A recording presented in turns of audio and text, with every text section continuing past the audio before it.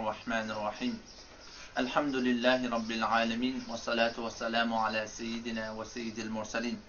Elhamdülillahillezî hedâna lihâdâ ve mâ kunnâ linehtediye levle en hedânallah. Muhterem Müslüman doğullar, yeni bir taraf iştik inşallah Teala. Bir mezhep dinin hakkında, bir mevzu dinin hakkında gurrun etmekçi.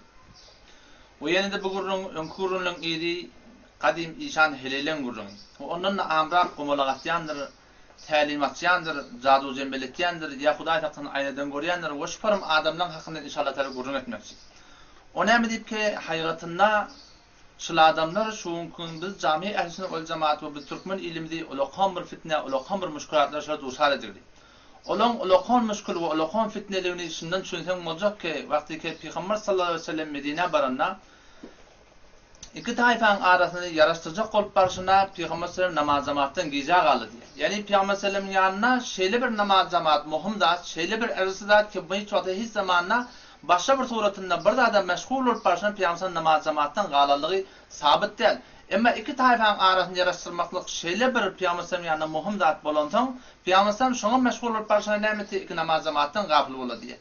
Ama bu tayfan bir yankı işan helilen, kumulağatyalan, talimatyalan, o cadu cembeletiyalan, o aynadan görüyalan, bunun olaqan bitiren işi neyme? Bula iki doğazın arasına, iki tayfan arasına, bilmeyen hanavadalan arasına kullen cudaya tefrevak diyarlar. Hatta şeyle bir yağdayı düşecek ki, olaqan bir naratiyim ben, o dünya bir dünyayken yüzün görecek edip birbirinden gahar olup Huday Teala'nın kıyamada geçmekler var adamlar.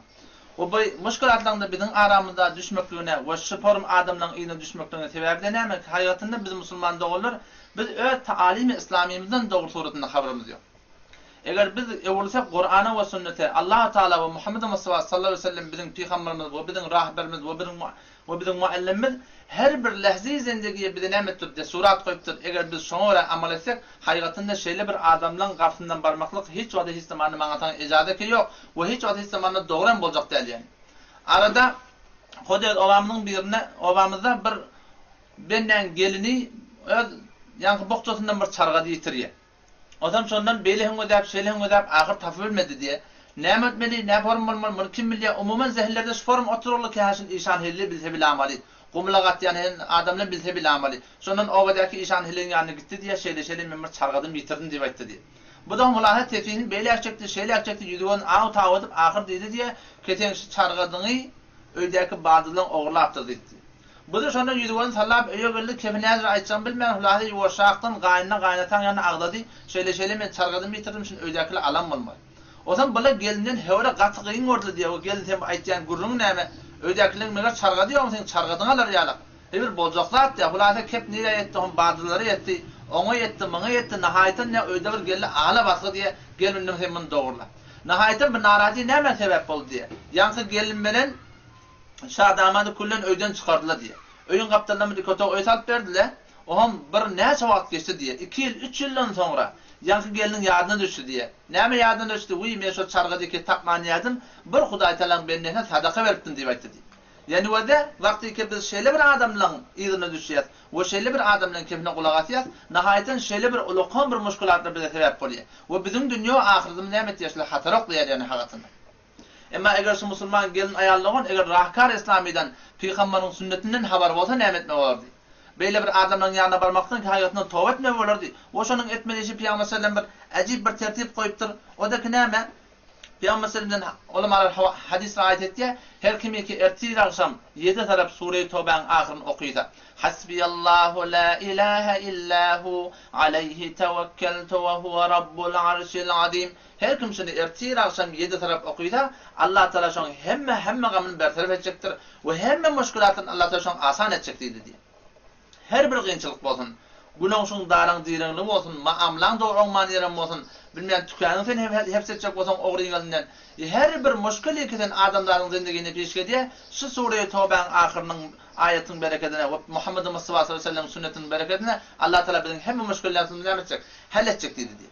Ama vakti ki şeyle bir rahkarın iyine düşmeyet ve Peygamberimizin yolunun mağdur gözümüz yiyip de haberimiz yok. Nihayeten şeyle bir ulaqan müşkülatlar düşecek ki hanımadalan arasında o dünya bir dünya ulaqan bir narahatiler ve ulaqan bir kıyınçılıklar ve nihayeten yanında ettim. Kıyamet deyip şöyle birbirine Huday Teala'nın ehitleşmeler ve Huday Teala'nın ki uğurla etmeten kafiyinden barcak geldi.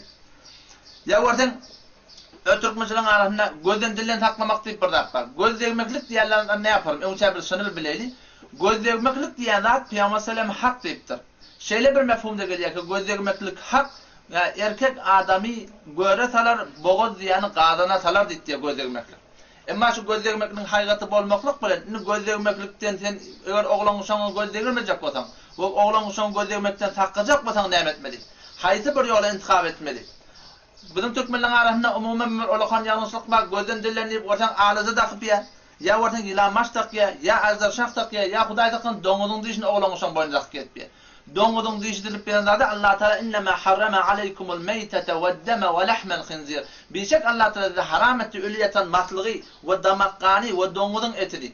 Donudu deyip bilen zade'nin kullu vücudu nessil ayn. Seni Müslüman şu konuşun bilmeyeni gelip oğlan uşağın boynuna takyardın. O nihayeten şoğuz bilen sen oğlan uşağın gözden dilden takacak bolyardın. Nihayeten Peygamber sen aydan kefile zaten muhalefet ettirsin. O ne diyeyim? Şu Peygamber sallallahu rivayet var ki Allah Teala haramda esen şafa koymadı diye.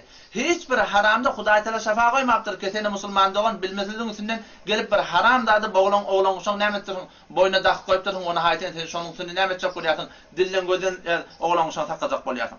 Ya ortadan Türkmençilerin üstünde bir amçılık arada bir öten yıl bir Huday Teala bendinin kurbanlığını çalıp verdik. Ta ki bir damak çallıktır. Ular yankı koyunun canı çıktı diye çıkmadı. Ortadan parmağını yankı damak kanı çommadıp alıp var ya ben nire koyayım ne edecek bolyardın diye diyordum.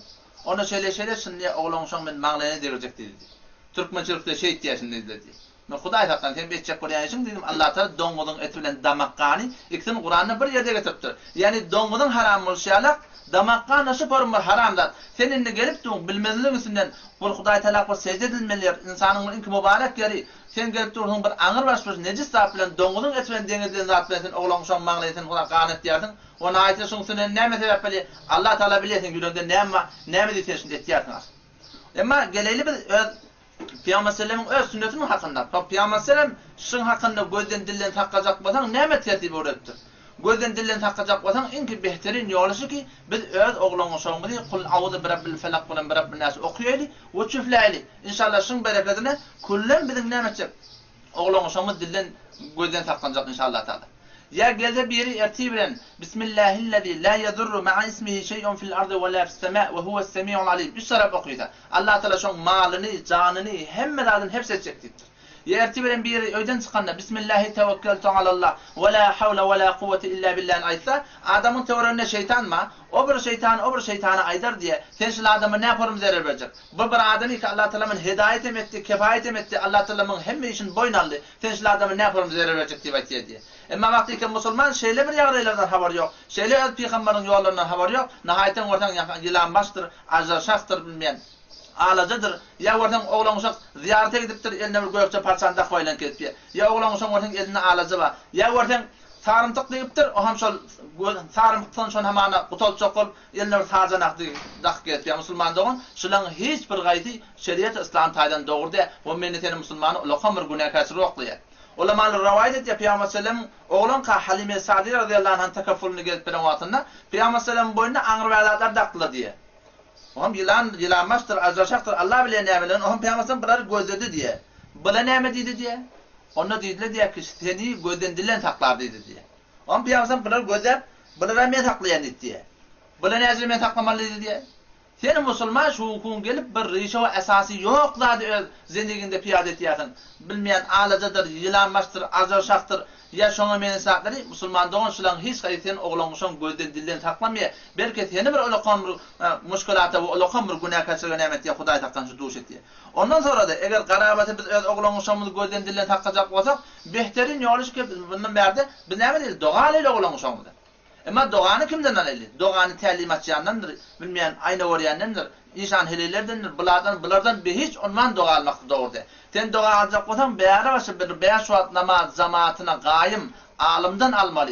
Bir hücrü yürüyüp durandır ya şunun mühendis öz alımına amal ettiyen adamdan almalı. Ve ondan sonra da doğa bir alacak da olup paranı hiç vada hiç zamanında bir zenane bilen bir erkeğe namahrem bulun suretinde icazı yok ki gelip nemesin ikide bir otogda tek tenha otursun. Cebeta esliye Hudaý taqqan birinin ýanyna barıp dur doga almaklyga erkek bilen bir heley näme gelip hamana kullum bir otody iki teketen ha oty Hudaý taqqan. Her bir işanyň ogly bolsun, atada her bir alim bolsun, her kim bolsun işiniz bolmasyn. Şeriat diýerleri adam otundan tanyp bolmar. Şeriaty gelmeli kitapdan tanymaly. Her kim bolsun, atada her kim bolsa, her forman adam bolsa, ejada yok yani gelmeli bir heley ben bir erkek bir otogda namahrem bolupdy we Hudaý taqqan teketen ha oturmak bolna. Biz doğa almaly bolsa şeýle bir adamlardan alayly. We her bir kimin hem ýanyna bar doğa alamyzda gerekli ki biz öz bir mebardy hijaby näme suratda şeriat İslam bizde suratdyr, şonu raýat etdi näme olýar şu doğany zada almaly bolýar. Kädirlerde bir täwil etmesme alajan hakynda ay biz diye alaja diye ol qara bilen ak takmaly edipdir, biz sardak ýa gyzyllak ýa ýene burada aýtýar. Musulman dogan sen täwilin, sen öz ýandan öz bir kefi yormaklygyň şun şeýle bir manysy bar. Ki eyni sen birinin ejehine bagyna sewersin, osam da şonu men sen gawar ýa dip aýdarsyň. Şunu kim kabul eder ahyň? Sen gelip durdyň öz zendigiňde şeriat İslamy bir ters bir iş edip durdyň. Birdaýky Hudaý bilen peýgamber şoňa desur bermepdir we ulamalar şo kullum bir günahkarçylyk diýip goýupdyr. Sen gelip durdyň şeýle bir zady öz zendigini piýada etýärsiň, osam da näme diýärsiň? Hawa men hamany şunu Hudaý bilen peýgamber aýtdy diýip demek men öz ýandan ölçen sebäp bilip etdim. Sen şu etýän işiň eyni sen birine sewerdiň. Birinin ejehine bagyna sewersin, osam da näme diýärsiň? Men şunu gawar ýa dip aýtýarsyň musulmanda. O hem otaydan manahim bil gerekli ki her bir etýän işimizin hakynda bir az oýlanaýly. Peýgamber sallallahu aleyhi ve sellem şoň hakynda bize näme desur beripdir. Biz şoňa göre inşallah taala amal edelim. Arada bir öz ýakyn familýam biri gurrun berdi. İki hele bolup gitdik diye. Haýatynda men işim ýokdy. O zenana diye men goýmany ýanynda adam ýok diýip men alyp gitdi. Nire gideli? Ben de bir işan hele ve şoň ýanyna gideli. Näme diýip gideli? Onu men adam bilen oňuşman etipben, men gitjek sorajak. Men näme hakyny adam bilen oňuşman etipben diýdi. O hem şondan bardyk diye ýolla barýakanda menim oň gurrun berdim diye sen işan hele ýanyna barýa. Men ahly sıra anam ýok diýdim diye. Şula hiç tap bilen akşyl diýdim diye.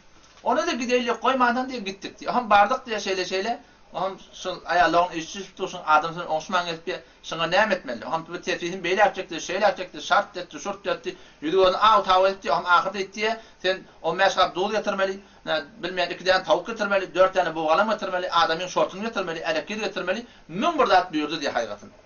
O haýgatyn neger musulmanlygyny biz biraz oýlansak, şular adamlar şeýle bir işler etmeklik bilen haýgatynda şular özlerine bir tükan açar. O şular hiç adam bilenak yani.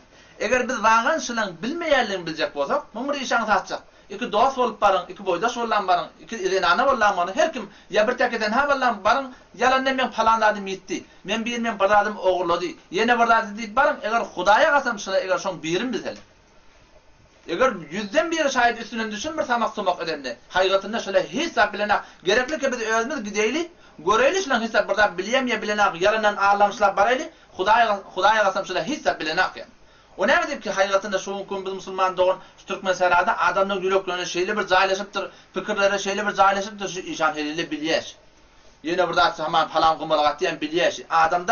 Adamda şüjre alym ýok, başlan adam içinden ýel çykjak bolanda. Adam sesli çykjakmy ýa sessiz çykjakmy? Adam şunu bilenä. Näpar basyrlygyny bilmeli, ýa şoňa menes bir zat bilmeli. O zaman ýanky işan hele oňa şeýle çyradar buyurdy diýip. O hem meni gaptandan ýokary ýokman gözläpdin. O hem şondan diýdi. Sen maňa inanmaýarmy diýdi ýa. Onda men ýa saňa inanmak diýdim. Sen şu zatlar bilen şoýan, sen burada bilýän diýdim. Bilýän diýdi. Sen bilýän bolsaň, ina men göwrelidim diýdi. Sen bilişim men göwrände, ogullam ýa gyz bar diýdim. Onşadan dolakon çomordup, göz başyna her form edip, onda sen diýdi, garyn çommaly ýa ona gyz bolmaly diýdi. Emma sonra men habarym bar, çünki şu men familiýamda ýaşap bilen adam, Allah taala şoňa ogul berdi. O musulman dogan, ýani sen şunu hesap etip düşüneýdi. Bir zenanan gewretindäkini Allahdan gaýry bilýän ýok ýani haýgatynda. O wagtda ki bir adam gelýär, zenanan gewretindäkini bilen şolýa, şeýle bir adam haýgatda Hudaý bilen özüni diňläp duran adam şeýle bir adamlar. O näme diýip Hudaý bilen diňläp durdy bolýar. Şon Allah talamyň Qur'anyna bir näçe zady fakat Allah bilýär, Allahdan başga hiç kim bilenak diýip aýdypdyr. Hudaý taala şon Qur'anyna kamlan açyklap aýtdy. A'udzu billahi mineşşeytanirracim. İnnallaha indehu ilmus sa'a bi kıyametin ilmi. Ki kıyamet haçan boljakmyn Allah taala bilýär. Ve yunazzilul gays ve ýagnyň haçan ýagjaklygyny ve ya'lemu ma fil arham gewrede näme ogul we mygyzam ýa hissat ýoklugyny Allah taala bilýär. Ve ma tedri nefsun mada tektibu gada ertibirin näme çeklerini, näme twaq çeklerini, näme ýagdaýda boljaklygyny Allah taala bilýär. Ve ma tedri nefsun bi ayyi ardin temutu ertibirin nerede öleceklerini, näme ýagdaýda öleceklerini, suda ölecekmi, düzde ölecekmi, çölde ölecekmi? Bunu Allah'tan gaýry bilýän ýok, bir Allah Taala bilýär. İnnallaha alimun habir, bilşek Allah Taala alimli, habarly hem zatdan aga. Şu 5 zady Allah'tan gaýry hiç kimsin bilenä haýgatynda. Kıyametin haçan boljaklygyny, ýagynyň haçan ýagjaklygyny, zinanyň göwrehinde näme malygyny, o ertibirine näme tafakçy ýoklygyny, o ertibiriniň nerede ölüp galjaklygyny Allah'dan başga bilýän ýok. Emma wagty bir gelse iddia etdi. Men bilýän diýip aýdata näjre bolýar? Şol wagty ki men bilýän diýip aýtdy, ýani şu gelip tu ödüni Hudaý takkan Hudaý bilen deňläp duran adam bolýar. O arada bir şopey de gelýär. Käde musulman dogullar gitýär sonografi etdirýär, hop oglan uşak bir müddetden sonraki göwrehinde oglan galýar. Sonografi etdirýärler, o sonografi musulman doktorlar bilen kişi bolýar. Hop bilen bilmeklik näme diýip soralýar. Bilen bilmeklik haýgatynda bir ýagyny zat däl ýani. Hoş amrolmyň özünden dohorlaryň bir gurun var ya, bir dofum var dediğinansı, onun meşil bari, görülü olmanı oğlun uşak Allah Teala'sına vermeyen yedi. Allah Teala bana irade etti diye, ki bana bir oğlun uşak versin. Dediğinansı görülü oldu. O bir ne çaydan sonra hemşinan ki şu an Behtaş da buyuruyor. Behtaş buyurdu diye siz gitmeli sonografi etmelidir. O sonografi edenden sonra doktor dedi diye şeyle, Allah Teala da oğulcuk verecek dedi. Oğlan verecek, kıydı sen zenanan görün, sen zenanan görünler ki oğlan dedi diye. Bu da Hudaý Taala bennette bana hoş olup, yani beçegana papaktır, çarıktır, kövüştür, balaktır, bir sürü kamil etdiye bir oğlancın zatdan aldı diye. O 9 ay gece bunu tanımanı hoş ol kesbin adam ki Allah Teala bana oğul verecek diye. Ama soram geldi diye nihayeten Allah Teala bana ne diye qıyız verdi diye. Oğlar öňküden ne beter Hudaý Taala narahat bollar diye. Elbette qıyız oğul hiç bir farkı yok vakti ki cismi ruh salim bolandan sonra. Emma vakti ki bir adam şeyle bir adamdan yanına bar ya, o şeyle bir ýagdaýlar düşýär, näme yaparım bolýar? Kişiler gelip balakim ödün Hudaý bilen deňläp duran adam haýgatynda. Emma şu sonografiýa üzerinden bilmekligem haýgatynda musulmandygyň bir esbab bolýar. O bil esbab bilýän zatna ola ilmi gaýb diýilmeýär. O ikilejinde şu doktorlaryň bil esbab bilmekligi haýgatynda bir ilmi ýagynida, belki sizden galypşy. Ondan sonra ýagyn ýagmaklygyň da hakynda şu wagt Pişminiyetli televizyon hamani ýagyn ýagjak ýaýyny bir çek diýip, eýne şolar da bar akim, güni öler elam edende biz forum pişminiyet ýet, ýagyny ýagjak diýip şolar aýdyp bilen akyan. Olaň bilmeklik näme bolýar? Hop, ulumy jedid hamana ýory pişlefte bolupdyr, beter insan ezer ulumy zahan pişleft edipdir. Onu haýtan ola bir derejeye ýetipdirler ki, şon Allah Taala nizam heside bir siri kawanyny bir tagyr napeziri bar. Ola şu forum düşündirler ki, falanca bulut ýa-da ýagyn geljek. Falanca bulut ýa hamany ömür geljek. Falanca bulut ýa hamany ýene bir dap bolacak. O zaman olar şol azmaşatlaryň üstünden şol daşdan gelýän buldy görüpdi näme etýärler? Şoňsynyň bir siri tahminaty urýarlar. Emma wagty ki şeýle bir adamdan ýanyna barlýar. O şeýle bir adamdan kepine gulak asylýar. Ýagda aýtdym, Hudaý takdan şeýle bir zat sebäp bolýar ki gelip şu adamla özüni Hudaý bilen deňläp duran adamlar. O birem baryp şolaň aýdan kepin täýid etsek, o şolaň bir ola kamyr günah kaçyra sebäp bolýarlar. Birem eýne şolaň hyýalak näme etýär? Günah bilen desem bolýar Hudaý takdan. Ibn Abbas radıyallahu anhu şunu kamil suretini açıklap aydıptır ki şeyh be'sadi hadihil hamsa yank be'sad la ya'lemuha melekun muqarrabun yaqin ferişte Cebrail aleyhisselam dışın bilenak ve la nebiyyu Mustafa Muhammed Mustafa sallallahu aleyhi ve sellem ki onun dereceti Allah Teala'nın etekte her bir da pozisyondan goýanda ol hem şonu bilenak inni bilmeýänligi sabit boldy. Femen iddia ennehu ya'lemu şey'en min hadihi. Her kimi ki iddia etse, şu yankılardan birden birini bilýän, zenanan göwrehine näme, ýeti birine näme tafakçy, şon men bilen türýse, ýa bir nirde öl gazak, ýa şonu ýalyklary bilen kişi bolsa şon maraq iddia etse, näme yaparym bolýar diýipdir. Femen iddia ennehu ya'lemu şey'en min hadihi faqad kefere bil Kur'an. Nauzu billah. O adam kafir boldy Kur'ana, li'ennehu khalifahu. Nädip ki şol adam Kur'an'ı muhalif etdi diye. Yani şu manada wada qumulagatmaň üstünden, tälim açmaň üstünden, işan helelin üstünden, jadu jembelin üstünden, aýna görmäň üstünden bir adam iddia etdi wagty ki şeýle bir zatlar men bilýän diýip, o halinki Kur'an aýdyp durmuny kimin Allah'dan gaýry bilenak, şeýle bir adam haýgatda kullan Kur'an'ı inkar eden adam, o kullan dinden çykan adamlar.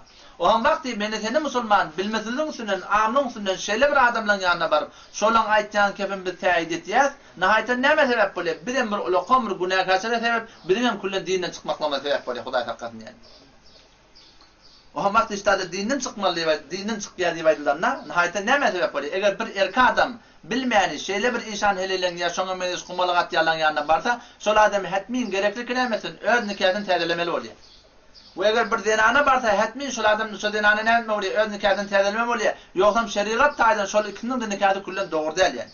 Onuň arada şey Aydılar ki Molla sen aydan diye hol qatayt yazın. Haqiqatında musulman doğan şıl qataytmaklıkta belki doğrusu kitabın özündekin okuyup vermeklik. Ve musulman doğan şu uluqamır günahkasına sebep oluyorsun. Men şu suratını aytyan siz başın bizden kabul etme oluyorsun. Onun ki haqiqatında bir uluqamır günahkar. Sofallah Alişan rahmetullahi aleyhi men şunu okuyup verin. Şu günahın ne yaparım lan? Sofallah Alişan rahmetullahi aleyhi aytiya. Xudaýyň hasatidir ilmi gaybi. Bu sizin bolmagay birdir gaybi. İlmi gayb diýilýände Allah Taala'nın hasati, Allah'dan başga hiç kimde yok. Basırlygyny bilmek, her yerde hazır nazır bolmaklyk we hemme kişi şonuň ýagşylygy ýetip durmaklyk we her yerden her kim sesini esmeklik şu zatlar havasy ilahi. Allah Taala'dan başga şu zatlar hiç kimde yok yani. Xudaýyň hasatydyr ilmi gaybi. Bu sizin bolmagay birdir gaybi. Yaqin bil gayb işten faal bilir. Basırlygyny bilen kişi bolýar. Ya faal bilir ki ýoluň urnuty faal alan kişi bolýarlar. Gumalagatýandyr, zadu jemmeldir, talimatyandyr. Şularyň hemmesi şol faal biliniň mahyatynda daxil yani. Yaqin bil gayb işten faal bilir. Haber berse eger ya ehli jinler men jinim ma şol jin maňa haber berýär diýip aýtsa. Kişi çyn diýse ol batyl söýdüni. Bir musulman doğan amlyň üstünden baryp şeýle bir adamdan kemne çyn diýip aýdasa, kişi çyn diýse ol batyl söýdüni bolup kafir gara kılga ýüzünipdir Hudaý taýdan kullen dinden çykýar diýipdir ýani. Onça daýdan wagtyga dinden çykýar diýip aýdylýar. Hatmin gerekli bolýar ki şol adam nämesin? Öz nikahyny täzelemeli bolýar. Hodyşy onçalyň özünde bir ittifak düşüpdir. Kenara oturar. Bir ittifak düşüpdir, bir Hudaý taýdan belledi. Şoför bolup beýlek şeyler işler ketip bilen bir benden habaryny turýar. Osam şondan bir Allah Taala'nın iradesi bolýar, bir şaruda garşy gidenne bir hawa tegişýär ýolda. O ham ýoluň urundan imket ba, şoňutyna gyşarýar, we Allah Taala'nın iradesi tutmy kullen janyny aldy diýär. O tarapdan şäherbaryň mämurlary gelýär, we bir adam gyşaryp beti, barýarly orada kullen jan çykypdyr. Maşina aktyla şäherbaryňda goýdular, bir Hudaý Taala benden bir masany täl berdi diýär. Indi habary kimden almaly? Gelmelmiň taýfasyndan almaly. Ming taýfasy awal başga bir taýfa bilen aranymy kep gurun düşüp olan hakynda betgümen bolup bilen elbetde bir gaharny bilsen birden birini öldüren niýe muhade belde. Hulasa gelýärler şola hakynda betdiň bol gitýärler işan helelen üstünde. Şeýle biz adamyny tapmanýar, şu ýerde bolmaly. İşan helele biler beýlägi berip, şeýlägi berip ming bir adam hakynda betgümen etdiler. Muna naçara çykmady diýdi.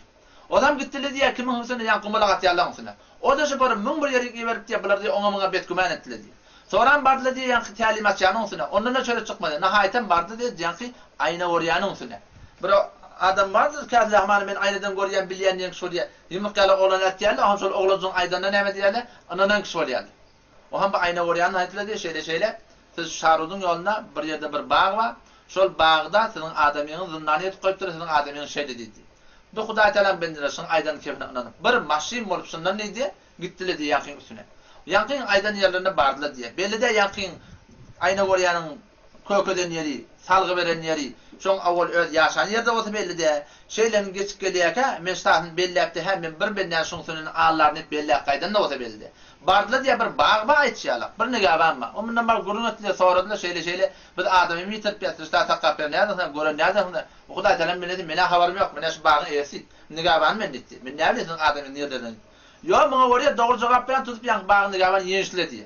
Mundan näçe çykmady, ewlik gaýtdylar diýär. Falança ay onun muňa hakynda şol günäkar bolup geldiler Hudaý Taala. Soňram bir Hudaý Taala Hudaý Taala mende gitýär, ýoly düşýär, şaruda garşy o ýoly şu bimarsana bar ýa, görse şeýle häki falanyky tafermeýän etýär, ilerlekem öle adamlaryň listine şunu ýazyp goýupdyrlar diýär. Şondan negaban onu ýazyp diýen urdy diýär, gel ka pak tilki falany tapmaň etýärsiň öle adamyňyz oňa muňa betgümen bolup gelýärsiň, ilerlekem Allah Taala jannapdyr bimarsana diýip aýtdy. Adam yani haqiqatında şöyle bir şeyle bir uluqan bir günah hazır oqlaýar. Weçe besaş arada Hudaý Taala ölüçük üstün yani iki doğatan arasında, iki taýfan arasında, iki hanabadan arasında Hudaý Taala. Allama Şami rahmetullahi aleyh Reddul Muhtar babı kahanetinde şeyle bir adamlaň ýanyna baryp da näporun näzir ýagdy etýärdiň kamlyň hukmyny beripdir. Allama Şami rahmetullahi aleyh tarifinde ýanky adamlaryň hemmetiniň tarifini kahynyň üçin salyp goýupdyr. Tälimatçan, gumulanyňdan hakatýan, saňa hem aýna orýan, jadujen beletýän işan helelen, şolaryň hemmetiniň hukmy şol tarife kahynyna daxil etdir. Hop kahyny kime diýilýär? Kahynyň tarifini ulamalar formatdir ki, kahyn ya falgir kesiyas ki az umuri kadar ayında ittifaq midat haber midat. Gelecekte saňa näme boljak? Şondan bilen giş bolýar. Ve ya az akbari ki cenbe umidat komek midat. Yemen jynymma, şu jyn maňa habar berýär diýip aýtýar. veya kesi kadar gayb goyu xod iddia mümkün. Ya ki bir var öyle men batırgıladı bilyen diye şol iddia etti. Şeyle bir adamlar kullan şol tarife kahine dahilliktir. Ve gaide nesefiyim. Xod öl metnine geliyor ve tasdikul kahini bima yukhbiru bihi anil gayb kufrun. Kahinin şeyle bir adamla yana barıp da şolun kefini kabul etmeklik kullan dinden çıkmak deyip Hudaý taýdan. O zaman şu taýdan wagty dinden çıkmak diýip edilýär. Ýamaşadan meşin öwrläp etýän. Eger bir adam bilmeýän baran bolsa, hele bolsun erkek bolsun, her kim bolsun, baýa şu adam imandan täzeleme bolýar. Woni käden täzeleme bolýar Hudaý taýdan. Şeyle bir ulaqam bir günahkarçylyk şu haýgatynda. Ondan şu taýdan Tawfalaý Ýaşan rahmetullahi alayhi meşerni ýamaşadan ýene bir okyp bilen ta kamilen şu biziň zehnimize oturgan şeyle bir zatları hiç wagt hiç zamanda biz kabul etmäli we Allah Taalanyň hasatyny biz mahluga bermäli. Tawfalaý Ýaşan näme diýär? Hudaýyň hasatydyr ilmi gaybi. Ilmi gayb batyrlygyny bilmek Allahdan başga hiç kimde ýok. Hazır nazırlık Allah'dan başka hiç kimde yok. Her yerde her kimin sesini eşitmeklik Allah'dan başka hiç kimde yok. Hem kişi şonun ýagşylyk ýetdirmeklik Allah'dan başka hiç kimde yok. Arada bir ajib bir ýadgylyk geňrak gördüm. Ýazyk goýupdyrlar şehidan zindan Allahu ekber berheme naziran Allahu ekber. Zahiren hewre bir awadan kepýär. Şehidan zindan Allahu ekber. Ha bu kısmı tamam dogry. Şehitler diýdi. Şehitler diýir riwayetden manzur şehitler şu wagt diýir diýdi. Şehitler şu wagt Allah Taalanyň cennetinde olaň ruhlary ýaşyl guşlaryň garnyň içinde seyir edip cennete aýlanyp gelipdirler. Şehidan zindan dogry aýtýar. Ol cennetde şu wagt şolar diýir. Emma şu ikinji aýtýan kepike berheme naziran Allahu ekber. Nazir yani hem şu görüpdi şehitler we hemmekden habarly we hemmekden ýagdaýyndan habar bar. Ha şu aqide islami ehli sünnet we cemaatyň aqidelerine kullan ters. Hemçinan ki Fetavai Bezaziye cildi 6 sayfa 626'inde geliyor. Men qala en erwahul meşayih hadiratun yekfuru. Her kimi ki awliyalan, solahalan ve şuhadalan hatta Muhammed Mustafa sallallahu aleyhi ve sellem ruhi hazır nazır diye aytsa kullen dinden çıkýar diýipdir yani.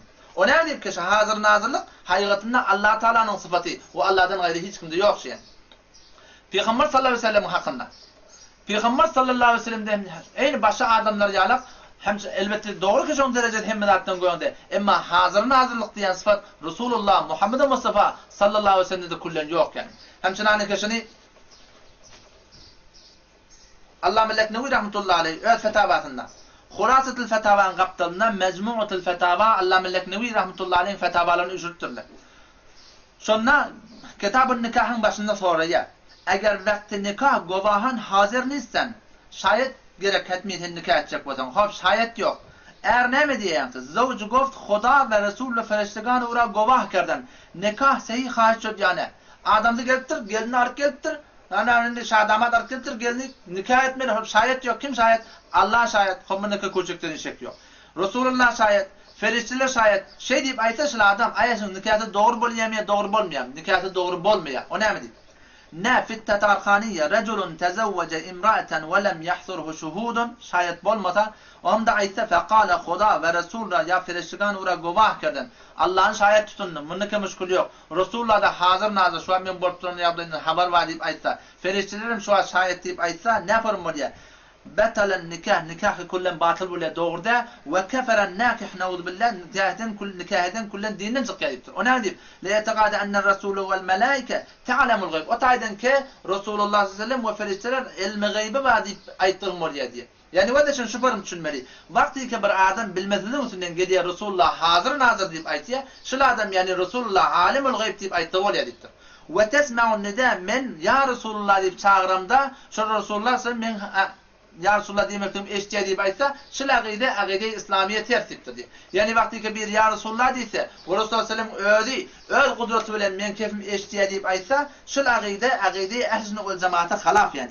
Hemçinani keşi Bezaziye Berhame-i Hindiye cildi 6 sayfa 325'inde Fetavai Qazi Khan Berhame-i Hindiye cildi 8 sayfa 576'inde ve Bahr Rayiq cildi 8 sayfa 88'inde Muhammed Mustafa sallallahu aleyhi ve sellem'in hazır nazır değerlerinin hakkında kamilen ibaret fıkhi ulemalar şunu hüküm verdi.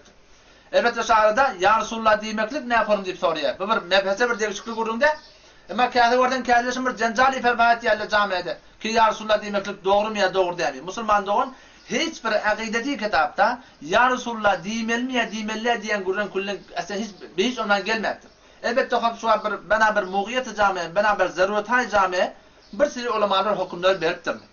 Ya Resulullah diýmeklik kullen makbul de ve kullen merdut de. Ya Resulullah gelip bir deyte. Vakti ki varsa Medine, Muhammed sallallahu aleyhi ve sellem'in kabrinin yanına Esselamu aleyke ya Resulullah deyip aytsa, Peygamber öz huzurunda, kabrinin mübarek kabrinin yanına, ulemalaşın hiçbir iradi yok deyiptir.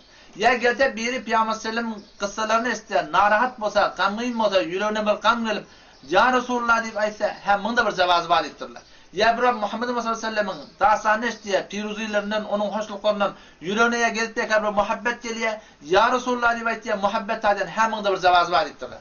Ya geliyor biri öz rü'ya-i şahiranına, şehr aytsa, Resulullah'ın hazır nazır bilmeyeni, şehr aydanına ve şu şehrine ya Resulullah deyip aytsa, şuna bir cevazı var deyiptirler. Hemçinanın keşini Martum Şahir rahmetullahi diye aşarına getiriyor. Ya adi Cebrail Tanrı emini, benim sahip cemalimi gördün mü diye.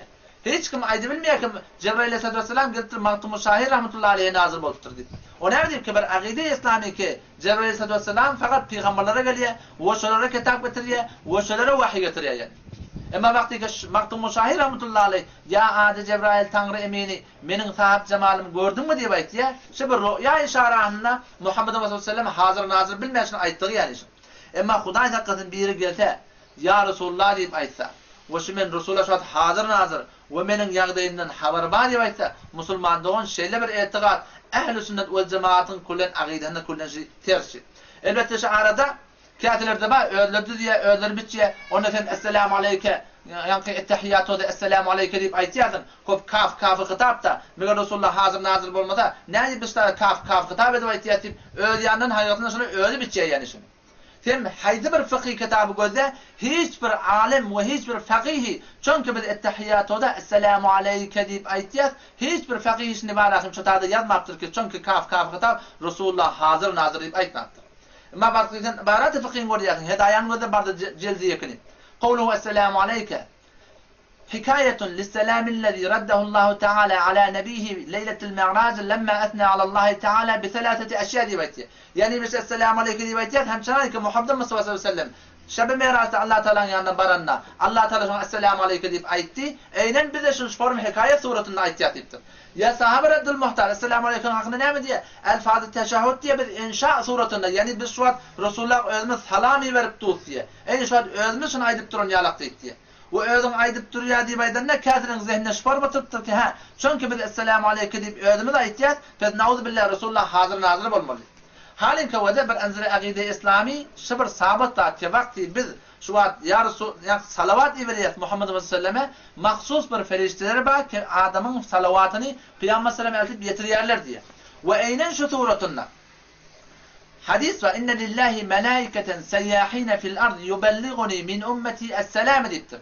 Yani eynen ki bana salavati vakti ümmeti Muhammed sallallahu aleyhi ve sellem peygamberimi iveriye ferişteler şunu getiriyor. Esselamu aleyke diyende de şu senin salamın feriştelere atıp peygamber sallallahu aleyhi ve sellem getiriyor deyip.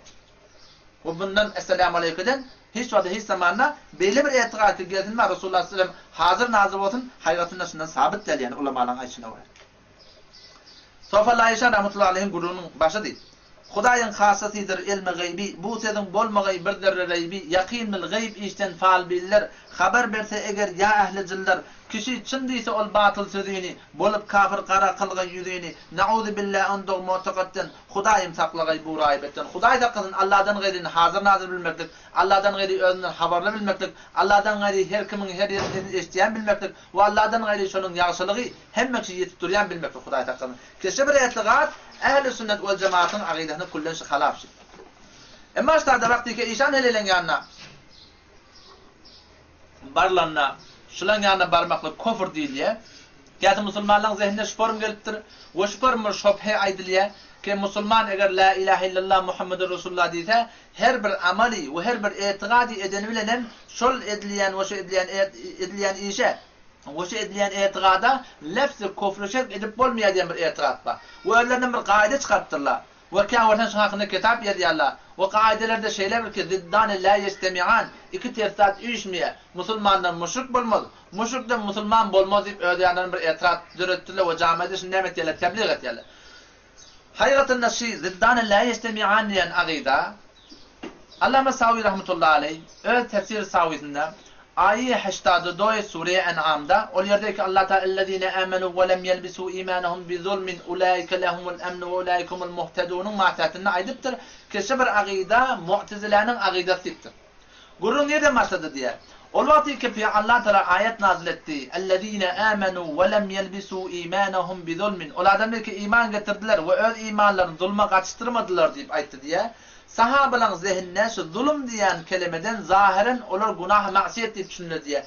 Perişan bolup gelirler diye ya Resulullah Allah Teala şey diye ayıttı. O adamlar ki iman getirip de günah etmedi. Şolar emniyeti, şolar hidayet tapan adamlar. Ya Resulullah biz sana iman getirdik. Allah'ın zatına sıfatına biz iman getirdik. Ama ya Resulullah biz günah ettiyiz. Ve biz günahkar olsak bu ayet bizim hakkımızda ne mi deyip soruldu diye.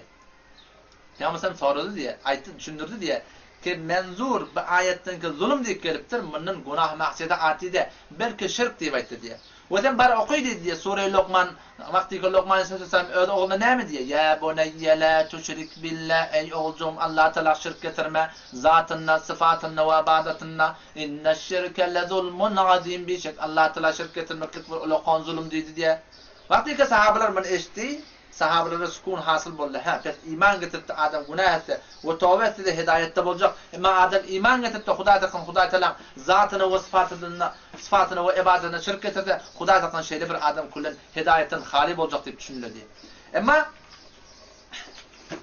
mesela kode Allah Mesavi rahmetullahi aleyhi ibaretinden okuyup verin. Ve hâdâ mâ zehebe ileyhi ehl-i sünne.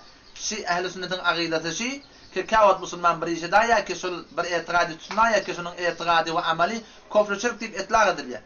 Ve zehebel mu'tezile ila ennel murade bil zulm fil âye el ma'siye le şirk بناء على أن خلط أحد الشيئين بالآخر يقتضي اجتماعهما ولا يتصور خلط الإيمان بالشرك لأنهما ضدان لا يجتمعان لما يتلدي معتزلة وأجاب أهل السنة بأن الإيمان قد يجامع الشرك أما أهل السنة جواب بدك كاوت بليا مسلمان بالعمل بالاعتقادي إداية وشونن إيماننا وشونن إتيان عملنا واعتقادنا إطلاق اللفظ نام كفر الشرك إدليا خداي تقال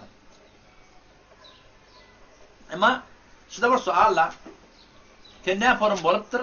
Akide-i Mu'tezile gelip Ehl-i Sünnet vel Cemaat'ın Hanefi mezhebin arasında ne biliptu? Tebliğ oluptu. Mun amel esidi ikrar. Bir aşı oluyor ki kâtile oraya öz aklına oraya, öz rayına oraya bir sizatla düzeyerler ve bir sizatla düşünürler. O vakti ki bir adam geldi aklı itaden öz mesele halledecek bolsa nihayeten çünkü Mu'tezile'nin de akidesi memnatı akla oraya nihayeten neymet mırmır diye. Şeyle geliyor akide-i Mu'tezile Ehl-i Sünnet vel Cemaat Hanefi'nin arasında düşüyor. Ama şimdi ulema kadim ve Türkmen nakıl var ki akıl atını şeriat meydanına saf olmaz deyiptir. Akla oraya olacak bu tabi her bir zat. Peygamberden Kur'an gelmeklik gerekirmiş, Peygamberin gelmeklik gerekirmiş. Belki aklı adam gerek ki doğru dini düşünecek olsa kullan Kur'an'ı ve hadise teslim etsin.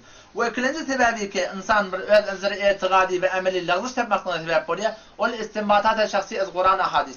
Yani geriye bir sürü adamlar Kur'an'ın hadisten öz düşünüşüne oraya, öz fikrine oraya istinbat ediyor. Hani ki Peygamber deyiptir, men fesserel Kur'an'ı bi ra'yihi fekad kefere. Her kimi ki Kur'an'ı öz ra'yine oraya tefsir etse, o kullen dinden çıkıyor deyiptir yani. Ona ayeten şöyle bir adamlar öz aklına oraya, öz fikrine oraya gelip de Kur'an tefsir etmektir. Şöyle adamdan hayatında bir iman hatar okluyor. Kur'an'ı Allah Teala nazil etti ve Peygamber sallallahu kamilen tebine teşrih etti ve adı kemi ümmeti Muhammed sallallahu aleyhi ve sellem 1400 yıl ömür var. Her kim gerekli kişi Kur'an hadisi geçen selef-i salihin aydan ne oraya düşünmeli. Ve şolun itiqad eden zatına oraya itiqad etmeli. Yoksa nihayeten ne sebep oluyor? Adamın iman, amal, itiqadı Huday'dan hatar açıyor. Ve bahs akideti bulanlar eğer adamın akideti doğru olmasa aynı bir ola kan çartabağa olsun, dotabağa olsun bir sağtamanın etekteki sütunları qaim olması defetin qızıllar ne bedeni var hiç peydası yok. Entecik gelben yıkılışıyalak. Adamın iman akideti eğer selef-i salih olarak olmasa şol adamın amalından Huday takan yarım ya peyda yokken. Hemçinane ki İmam Rabbani rahmetullahi aleyh deftere evvel mektube selef hence haftinde akidani geçen selef-i salih olarak düzmeklerini kamilen açıklam aydıptır. O ne deyip diye fehmiden maaşıma az heyze etibar sağladır. Meni senin düşünelmenin yarım riyal erzisi yok deyiptir. Eğer muvafaka efhamin buzurgların ne başlar? Eğer şu geçen selefi salihe veya bolmadan meni senin düşünüşümüz yarım riyal erzisi yok. O ne mi deyip? Zira ki her mubtedi ve zal ahkam-ı batılı khudra az kitab-ı sünnet mi fehmet ve azınca ahz mi namayet. Her kim ödeyenlerin öde nemetiye geliyor, Kur'an'dan hadisten düşünen kişi oluyor. Halin nihayeten ne mezhep oluyor? Geliyor mezhebi mu'tezile ziddalle yestemiyan Müslümanın müşrik bulmaz, müşrik de Müslüman bulmaz deyip kullen camide Hudayda kan tebliğ edip geldi. Ama şu bahsi akideti ve Türk meselede bir sürü ihtilafat akideti müteessifane kullen cari bolugli. Her kim öz akidetinin doğruluğunu bilecek bolsa. İki tane men kitap adres vereyim. Biri Şemşir-i Borran Mevlana Ömer Serbazi rahimehullah. Ol bir adamı ki Allah Teala bana tevfik verdi. Men şol adama sahipçilikten çizip iki taraf kol verdim. Şol adamın Şemşir-i Borran diye bir kitap var. Şol kitap bir adam kamilen okuysa inşallah her bir lafız akidetinden inşallah Teala hepsi olur. Ve yine bir kitap Hüccetullah'l Baligha Şah Veliyullah Dehlevi rahmetullahi aleyh. Ol bir adamı ki derece iştihada men yettim diye. İştihad edecek oldum ama Peygamber sallallahu aleyhi ve sellem deyişinde gördüm ve bana üç tane buyurdu diye. Bir eşidi diye keten öz mezhebine Hanefi mezhebine payibend bol. Ve ikincisi diye keten iştihad etme diye. Hüccetullah'l Baligha cildiye bab-ı tevhidin bir adam var okuyup görse Huday hakikaten eğer ehyanen öz akidetinde bir lazımca fikri olsa inşallah Teala şunun usulünden kullu nemedir. Hal olur inşallah Teala. Ve Peygamber sallallahu aleyhi ve sellem hak akidani ve hak adami ve hak cemaati tapmaktan çürüyüm iki tane yol koyuldur. Birisi ki la testemi'u ümmeti ala dalale. Men ümmetim hiç vada hiç zamanı hemmeti gumrah bolacak deyiptir. Hatmin bolacak deyiptir ki men ümmetimde bir hak cemaat ve hak adamlar hemişe bolsun deyiptir. Ve ikinci bir neticesi ki fettebi'u sevade adam siz ümmetin köfüne tabi olun deyiptir. Köfü diyani Türk mesela köfü de ha. Ümmetin köfü nire. Allah Teala şu ümmetin hayda bir cemaatinden kerrak iş alıptı. Kafirler Müslüman olmakına ve Müslümanların imani taydan roş edip de dünya ahiretini abad etmekten çürüyüm. Hayda bir cemaat kerrak rahmet çekiyor. Kafirler ben şu an cihad etmeklik ve kullen Amerika ve şonyalık adamlar ben cihad etti var ahin. Şolun önünde durmaklık. Allah Teala kullen şu dinin işini hayda bir cemaatten alıp duran olsa her şu cemaat hak cemaat ve şu cemaat hayatında son bir idini düşmeli bir cemaat. Bu gururundan geçeydi. Bir dahil parantez gururun var.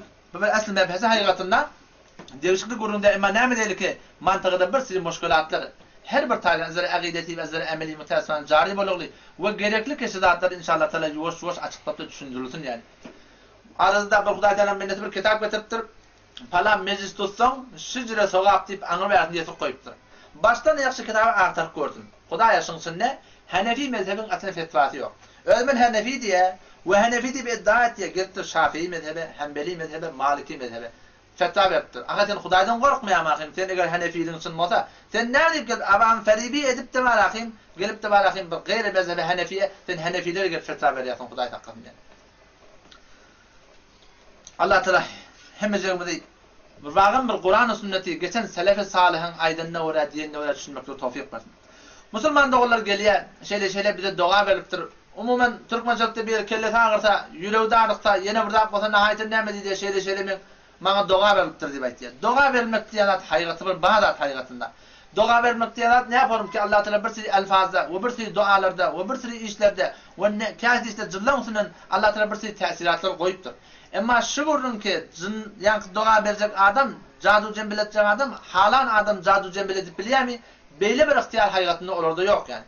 Onu ne yaparım düşünsem var ya, aynı şu halde biri nezafeti tayden ödüm kavsak kasa, dişini yusa, lavası temiz olsa, kazası temiz olsa, hamamı temiz olsa, mevarı behtaçını riayet etse, inşallah şu adam merizlemekliği hevrakiyin yatışın.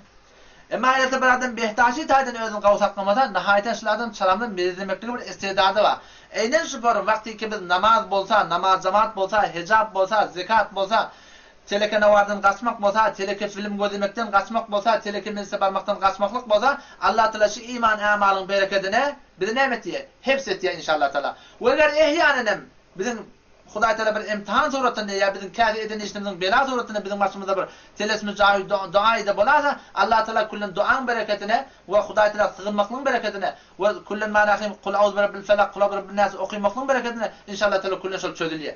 Ama vakti ki gider biri namaz yok, namaz cemaat yok, zikir yok, hicab yok, zekat yok, telekimizden kaçmak yok, telekine vardan kaçmak yok, darın diren koymaktan kaçmak yok. Senin Müslümandan olsun sporun düşün ki senin bolup verişine dua vermek gerek ki sen şu öz bolup verişin dua, sen şu öz bolup verişin öz başına hayatında bela getiriyorsun. Ki bayat gerekli var ya her kimsine ne etme var ya, tövbe etme var ya hayatında. Peki eğer ehyanen bir adam fikret yan mutakaşına dua verlamalı, Kul auzu birabbil felak, birabbin nas okuyup şonu çüflen inşallah taala. Şol adam hatmin atılır. Şayet bir müddet vakt alsın. Ama nihayeten inşallah şunun bereketine hatmin şol atılır. Eğer atılmasa, darın direnlik yüreğinden, fikrinden, kellerinden, zindiginden gitmede, pes şunu şuparım düşünmek ki şol adam öyle bolup berişi doğa, şol adamın bolup berişine bir iratta. O Türkmençilikte ne mediliye? Bolup berişin iratta diyende, Türkmençilikte bir olakan bir müşkül var bizim aramızda. Bir hakikaten bir akide-i hurafati. O da ne mediliye? Ayun meliniliye. Bunun yıldızın tekkidi. Tekkide tekmeller ittirir. Yıldızı kepmeden kişi oluyorlar. Bilmedik bildiren, bileni öldüren ittir. Hiç yıldızın keplerini şu açım görenmem mi? Yıldız avval kepler bilmiyor. Onun ağız burun değişiyor onda. Bar kepler hazır şol daş yerden kim şunu eşitmelerini Huday'da kanın. Ya oradan palanın bir ittifak karmasını düşüptür. Şovun belliye, şovun bizim hiç yeri çıkmalıya diye bir akide var. Müslüman doğan şeyli bir akide hayatında hiçbir akide İslami'de belki şu sırahaten %80 derece var ahin şu Kur'an'a tersi. O neydi ters oluyor? Allah Teala Kur'an ayetiye وَمَا أَصَابَكُمْ مِنْ مُصِيبَةٍ Ol bir kıyınçılık, kesiziyetli kıyınçılıktan, oğlunuzun yıkıldı, motordan yıkıldın, maşinden yıkıldın, ekine afet düştü. فَبِمَا كَسَبَتْ اَيْدِيكُمْ Allah Teala ayetiye kesilin öz bol perşinizden, öz elinizin etiyen işinden Allah Teala. وَيَعْفُوا عَنْ كَثِيرٍ Allah Teala köfsün afvetiye. Allah Teala köfsün afvetiye. Ama başımda iş geliyor, şu bizim bolup perşimizden geliyor. Aydan ne, günden ne, yıldızdan ne, gelinin ayağından ne de, çobanın tayağından ne de, şantıyla de, hiç bir zaten belki bizim bolup perşimizden hakikatini. Biz gerekli ki biz öz bolup perşimizde, öz zendigimizin yağdayına fikredeydi. Şu muşkulatları ki geliyor, kullanış hakikatinde bizim öz emelimizin bazı tabi yani hakikatinde. Peşinci barın düşünmek ki hiçbir günden farkı yok. Hemme uller mübarekun, kullu yevmin mübarekun. Hemme un mübarek, na mübarek bolya, ne sebep bolya. Bizim bolup perşimizden bolya hakikatinde. Biz yani günah ettiyiz, bu bizim günah etmekliğimiz bizim başımıza bela getiriyor hayatında. Ya ortadan toy edecek bolya, seyahat bellemeli var diye. Eğer seyahat bellemeden menzur tarih bellemek olsa bunda bir irat yok. Ama sen seyahat bellemekten şeyle bir menzur olmadı ki şunun palanın seyahat diye bizim belleyen günümüz şibir olokan bir günah kaçırıp gerekli ki şundan tövbe edilmeli. O şuna mayden ki bizim başımıza her bir iş geliyor, ya Huday Teala'nın belası, ya Huday Teala'nın imtihanı. Allah Teala imtihan etti, bir vat mal veriyor, bir vat alıyor. Bir vat oğlunuşak veriyor, bir vat oğlunuşak alıyor. Bir vat ikransılık kavuluyor, bir vat ikransılık bilerek geliyor. Allah Teala imtihan etti. Ama belalığı bizim bolup verişimizden oluyor. Bizim darın dile koynak yemekimizden oluyor. Biz zekatı vermeyenlerimizden oluyor. Biz üşür garip kazanın hakkını vermeyenlerimizden oluyor. Biz terekimizi tutmaklığımızdan oluyor. Biz tereke ne var öyle kulak atmaklığımızdan oluyor. Şu dağıtların hemmeti bizim bolup verişimizden oluyor hakikatinde. Ama muşkulat düşende. Ne değil? Peygamber sallallahu aleyhi ve sünneti 2 rekat namazda durmalı. O 2 rekattan sonra 2 rekat hacet namazı durmalı. En başta nefil namazı yalak. Ondan sonra Allah Teala yalvarmalı, sığınmalı. İnşallah şu Peygamber'in sünnetinin bereketine Allah Teala bizim muşkulumuzu asan edecek. Peygamber sallallahu her bir kıyınçılık düşende Peygamber'in çalamcak namaza motivatçı olurmuştuk. Çalamcak namaza binermiştik. Yörtüp mescide gidermiştik. Ve Allah Teala motivatçı olup ne edermiştik? Öz hacetini Allah Teala'nın dilermiştik yani. Ve dua edelim inşallah Teala. Her bir muşkul iki bolda. Peygamber diye Allah ve entum muqinun bil icabe. Siz dua edin, şeyle bir dua ki hatmin siz men duam kabul bolur dip dua edin diptir. Böyle bir dua etmeyen ki men duam kabul bolsa bolar ya bolmasa bolmur dip. Benden dua kabul oluyor madem ki ay indi mena duam kabul bolanak diyense. Hiç vaktasın aytmak doğru değil yani. Dua edin, yalvarın inşallah hatmin Allah bizim duamızı kabul eder diyen yağdayı bile. Kâd Müslüman doğulurdu diye bir de bir günahkar bende yüzümüz kara Allah'tan dileyebilirler. Bize otaniyat Allah'tan dilemekler. Sen alhamda günah 32 rekat namaz okuyuluyor. Ve iyyâke nesta'in ya Allah biz sana dine senden kömek istiyor, sana yalvarıyor, sana sığınıyat ettiyoruz ki ne yapalım biz günah 32 rekat namazda Allah'tan dileyip duruz. Allah Teala sığınıp duruz. Namazlıktan düşemizde Allah Teala'dan utanmalı biz dilemekler. Peygamber ne diyor? Men lem yes'elillah yagdabu aleyh. Her kim Allah'tan dilemese Allah Teala ona gazap eder. Allah Teala'nın gahrı gadabına duçar olacak her kim Allah'tan dilemese. Ya Peygamber hatta şuna mı öğrettir? Her kimin hatta kevşinin bendi, köcüğü de kırılsa Allah'tan dilehinliktir. Ya sahih hadiste geliyor. İza sa'alte fes'elillah helvatike dilesen Allah'tan dile. Ve iza ista'ante festa'in billah helvatike kömek talep etsen Allah'tan kömek talep ettir. Biz gerekli ki biz her bir işimizde Allah Teala tığınayını ve Allah Teala muteveccih olaylı. Matum Şahir diye tevekkül ner bolur endişe maya, gevnini iyi verme her hayti zaya, barçanın dayanıcı kadir Hudaya, Allah'dan özgâge söyüncü bolma. Allah'dan gayrik hiç vada hiç zamana söyüncü bolmak doğru diye. O ne deyip? Çünkü Allah'dan başka menetinden hiç vakti hiç zamanda haberli yok yani hayatında. Arada bir Müslüman doğan tarif etti ya, kahve ömrü diye gök sellili geldi diye. Katan hatta kıyırıya gel verdiydim diye. Onda şey beni mamırdayı verdi. Şu sizin hayatın kaptanı doğa gömülü olmalı. Ben şunu çıkarmana geldim dedi. Ben şunu ne diyeceğim bilmedim diye. Aydanına kulak atın diye eline de falan çıkıyorum bir koyverdim diye. Ben seni Müslümandan da sorayan. Aya öyle adamın gelip bizim bolup beşimizin haberli olmalı. Şıbır aklı geleyen vurmuş. Öyle adamda şu vaat niyeti. Öyle adam eğer sade imanlı adam şu dünyadan geçen olsa, imanlı olsa, mümin mülk geçen olsa, yani şehit olmasa, şehitlerin derecesi fark et diye, mümin mülk geçen olsa, Mişkat Şerif Bab-ı Azab-ı Kabir'de geliyor. O vakti ki imanlı adam görür haliyarlar. O tamam sorulara cevap veriyor. Ondan sonra ona cennetin gözünün açar mağdası cennetin kullanır penceresi kullanır görüp yatıyor diye. Şol nimetleri, bağları, bostanları, hurgilları, akarsuları, çeşmeden, ballan, sütten, akarsulardan, akbaryandan görüyor. Sonra hüvayet ediyor diye. Ya Allah icazet ver, men gidecek doğan kardeşime haber verecek. Şeyle bir nimetler var, sonra kârek rahmet çektin nimet çaktı diye. Allah Teala'nın tarafından aydılıyor. Nem ke nevmetil arus hatta yeb'atallahu min merci'ihi. Sen eyni arus damadın bir hoşlukta nimetli yaşayalıyat. Ta ki Allah Teala şunu şutadan gördün gohoryanca Allah Teala şunu şutadan yatmakları diye soru veriyor. Bu izni urkayacak onu icazet vermiyor diye. Ya bir adam şu an şehit. Şehit bulup giden onun derecesine yazıyor. Şehidan zindan Allahu Ekber. Bula doğru. Berhemen naziren Allahu Ekber. Ha şehitler hazır nazır değil yani. Bu kısmı da doğru değil yani şahidlen kefin. Şehitler şu vaat niyeti.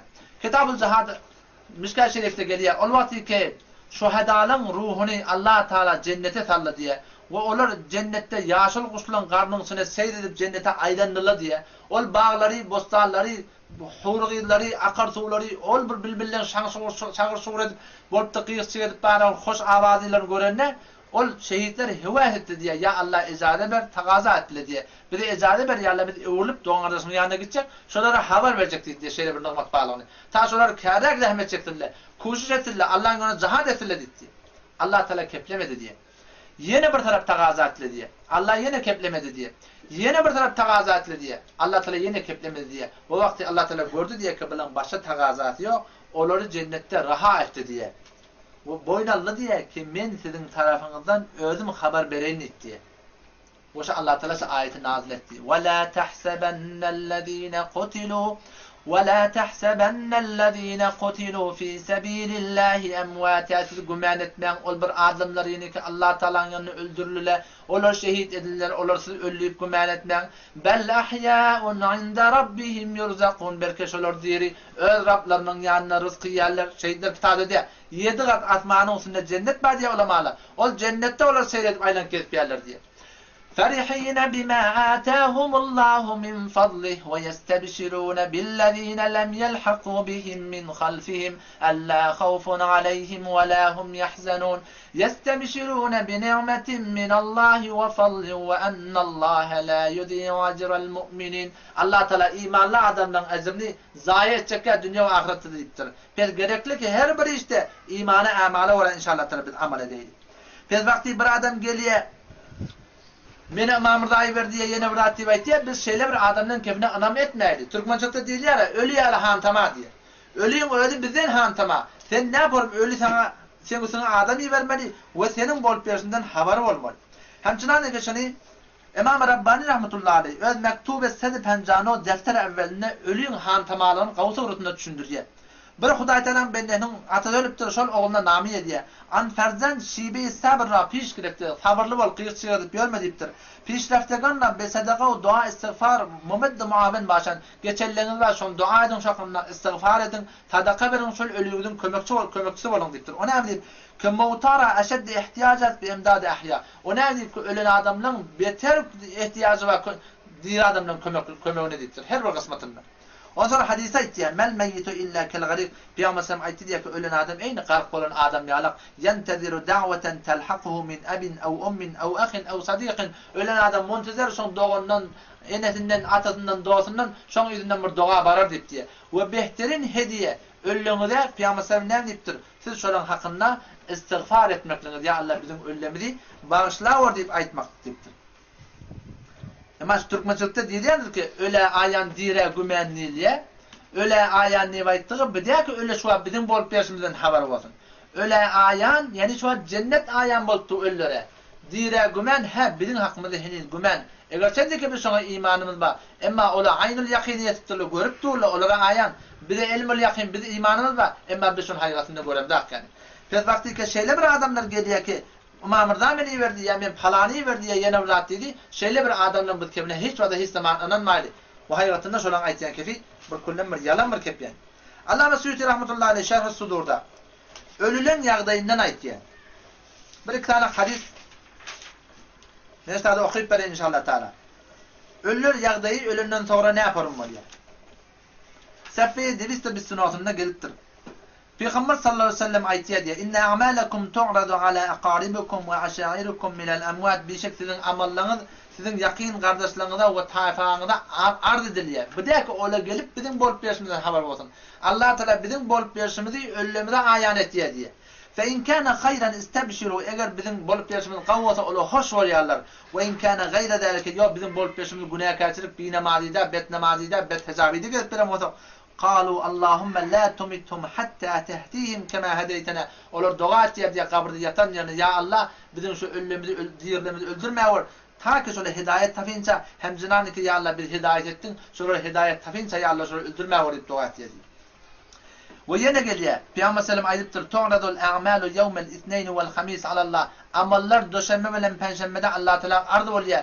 Ve tu'radu alel enbiya ve alel aba vel ummahat yevmel cum'a ve atalara ve peygamberlere ve enelerde amallar arz oluyor. Zımmauni. Bizim bol peşimden haber yok. Amallar arz oluyor Allah Teala onlara ayan ettiği şey oluyor. Feyefrahune bi hasenatihim. Ohum ola bilim bol peşimden hoş oluyorlar diye. Allah Teala sonra hemen bizim yardımcı sonra koyuyor. Ve tezdadu vucuhuhum biyada ve işraka olan yüzüler nurani avdallah ne diye beter bizim bol peşimin kavvata fettekullah ve la tu'du emvatakum Peygamber Allah'tan korkun ve ölümüne eziyet vermeyin deyiptir. Yani ettiğin günah kaçırınızdan Allah Teala orasının bol peşini ayan etti. O zaman orasının bol peşini Allah Teala çok güzel ayan ettir. Orası yatan yerine nimet yedi. Eziyet çekiyorlar, narahat oluyorlar diye kullar. Şarada yine bir muskil tafil yaptı Müslüman doğullara. O da şeyle suratındaki kavatla var yaşlan yanında barıyarlar. O zaman şola bizim bolup veren yağdayımız biladı diye. Aytyan kefi diye doğru çıkadı diye. O da Müslüman doğun. Şolan bilmekliği bir neyse suratında var ya. Avvela şu suratta var ya ki şolan zılları var. O zıllarda bir şeyle bir kudret var diye. Ki kavatlarda şola adamın zihnindekini okuyor diye. Sen ağırdan gelirken o cümle üstünü veriyor, şunun zihindekini okuyup gelip de ne öyle adam sana tevil veriyor diye. O hem böyle şu suratında biliyor diye. Ya başka yerlerin cılları hemen bir tarafın zını var, böyle zını veriyor başka bir adamı ki şunun hemen getir kümmetten. Böyle akılada ki böyle zını veriyor kümmetten cıllan üstüne. O hem bazın gidip ondan sonra o hem o diyesin bol peşine haber verip diye şöyle suratında biliyor diye. Ya kağıdı bulan haber sinçe oluyor sen ağırdan gelirken sen yüzü gözünden anlıyor. Sen ne yapalım yağdaydı varlığın. Çünkü bilen işi şey hayatında şundan başka bilen işi yok yani. Ya varten kağıdı oluyor otağa intizarda bilen bir kepçileri var ya. Var ya şu kepçisini iyi veriyor sen yanına. Sen ben yanına tüycük böyle gurrun ödeyen kişi olup nehmet diye sen ama ana aydan kefini getirip de nehmet diye bunun ödüne tebil veriyor. Ve şunun bilmekle hayatında şu suratında diye. Ama bundan bir ulukam bir edafe bir müşkül ki bizim başımız şeye. Ve biz Müslüman doğulumuz kulun bir ulukam bir fitne akla oluyor. O da şu ki şunun üstüne baramızda bizim işimiz doğrulanadı diye. O şuna beter öldürgen alıp bir tecrüb etdiler. O da Müslüman doğan bir dağın başına barıp da sen şunun üstüne barıp da varaqım işin doğrulmaktan için müracaat eden de şunun üstüne baranda şunun üstüne sen işin ihyanın doğrulanasa şun hiç vada hiç zamanla doğruluğunu deliller yani. Hamçına ki şu vada Hindistan'ın gaferesler var. O şöyle gaferesi etdiler. O xiyavan eğer bir sığır durasa da aslen şu sığıra buğuk doğranakla. Eğer sığırda yatarsa Allah bilir şayet şu tane kaylatta sığır yatsa şuna dursunlar. Sen hesap et eğer kavatlı kağıda şulan işleri şu sığırdan bittiye Ve şular zahirin tığırdan peyda görüyorlar ki şular tığırın indi çıkıp ketmeyeler. Ya olar Ramadiya, Krishna şoňa meňleş öz mabudlaryny çagyrýarlar. Şolar öz mabudlaryny çagyryp şolardan zahirin işi bitýär ki şolar şoňa indi çıkıp ketmeýärler. Ya görden şu tamany botperestleri ki botperest ederlemişik. Ve olary özleri bilen Allah Taala'nın ýana şafaat çygarar beripdirler. Şolar botlardan maksatları bitermiştik ki şolar botlardan dilerlemişik ve olary aydalarına Allah bilen ödaryny arasy ederlemişik. Hançanaki sure Yunus aytýar: "Ve yequluna haula şufa'auna indallah." Aytdy botperestler şu botlar kim bila? Bula Allah diýip aýtmarlamışyk botlara. Bu botlar şufa'auna indallah, bizim Allah'ın ýanynda şefaatçimiz, biz biler aýtýar, bile gidip Allah'a aýtdyn. Şu botperestler Allah'ını tanimakdyrlar ki şeýle bir zat ittihaz etdirler. Şol Allah Taala dünýäň paşahy ýalyk, sen bar oňa tadaşak bolsaň 40-50 adamy tadaşmakdyk gerek ýalyk.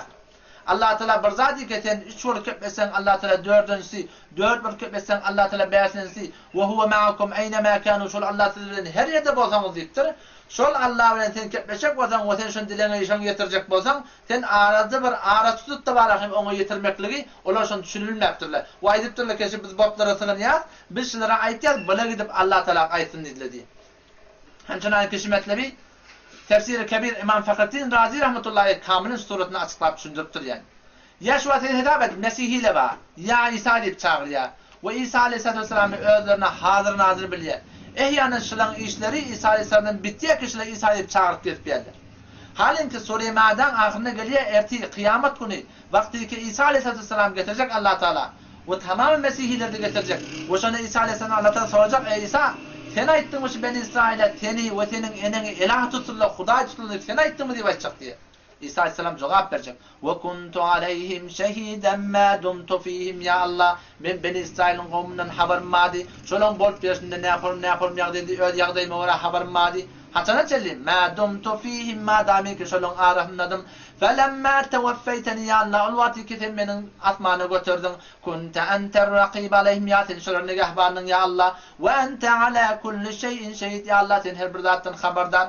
İsa aleyhisselam kullan inkar edecek diye. Ya Allah, men habarym yok. Habarym bardy, aralarını gezip geldim. Şonda habarym bardy. Ondan sonra habarym yok diýip aýtjak diye.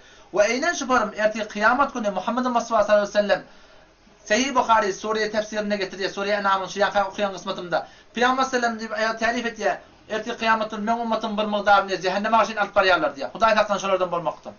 Meniň ýaralarym bir migdaryny cehenneme aşyn alyp barýarlar. Şonda men öwünden çykjak. Ya Allah, bular men ummatym. Bular ne alyp barýarlar ya Allah diýip aýtjak diye. Şonda aýtjaklar diye Allah tarapdan inneke la tedri ma ahdathu ba'daka. Ey Muhammed sallallahu aleyhi ve sellem bilmeýän bular senden sonra näme etdiler bular. Bular men sen ummatyň diýip aýtdylar, senin buyurmadyklaryň etdiler. Senin desur bermediklaryň etdiler diýip aýtjak diye Peygamber. Peygamber şonda menne aýtjak sohqalli men ba'di. Das sözün oladym ki men aýtmadyklaryma, men sünnetime halaf edipdir, men sünnetime wara ýaşamapdyr diýip aýtjak diye. We eýnen şu Abd Salih İsa aleyhissalamyň aýdan ýaly Peygamber sallallahu aleyhi ve sellem aýtjak diye. Ve kuntu aleyhim şehiden ma dumtu fihim. Ya Allah, men öz ummatyma hazır bolup berişinden habarym mady. Ya Allah, men öz ummatymy ýagdaýyndan habarym mady. Haçana çeldim. Ma dumtu fihim ma damika ummatyň arahyndadım. Felemma tewaffaytani ya Allah, wagty ki sen meniň janym aldyň. Kunta enter raqib aleyhim, sen şolary negahban ve ente ala kulli şeyin şehid. Ya Allah, sen her bir zatdan habardar. Peygamber sallallahu aleyhi ve sellem sırahatan öýdi. Kullan hazır nazırlığın kullan nämet ustada hayratını reddetdi.